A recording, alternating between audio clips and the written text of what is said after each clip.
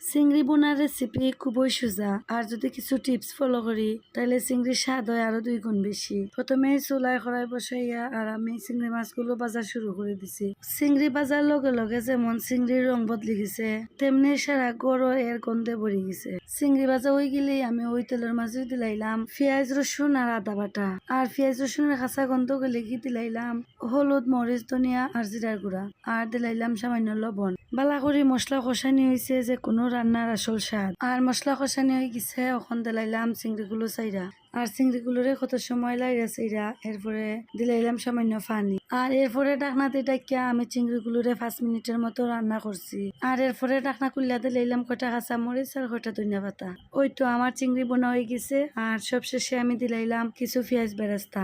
বেশ তৈরি গেল স্বাদে ভরপুর চিংড়ি বোনা। রেসিপিটি যদি আপনাদের কাছে ভালো লাগে প্লিজ একটা লাইক কমেন্ট আর একটা শেয়ার করে দিবা। ধন্যবাদ সবাইকে।